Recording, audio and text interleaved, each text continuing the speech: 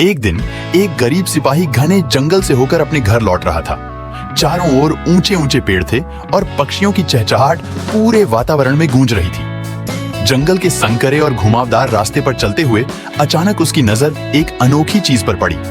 एक छोटे से खुले मैदान में उसे एक अकेली गाय घास चरते हुए दिखाई दी। वह कमजोर और भूखी लग रही थी, जैसे उसे किसी ने छोड़ दिया हो। सिपाही कुछ क्षणों के लिए रुका और सोचने लगा कि क्या उसे इस गाय को अपने साथ ले जाना चाहिए। आखिरकार उसने सोचा कि यह उसकी कठिनाइयों को कम करने में मदद कर सकती है। थोड़ी मेहनत के बाद वह गाय को अपने छोटे से घर ले आया।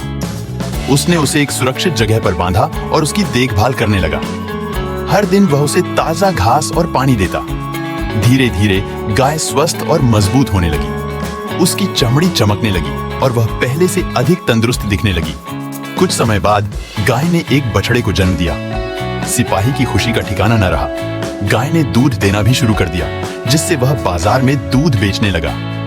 धीरे धीरे उसकी आर्थिक स्थिति सुधरने लगी। उसने और गायें खरीदी, ज्यादा दूध बेचना शुरू किया और दूध से बने उत्पादों का व्यापार करने लगा।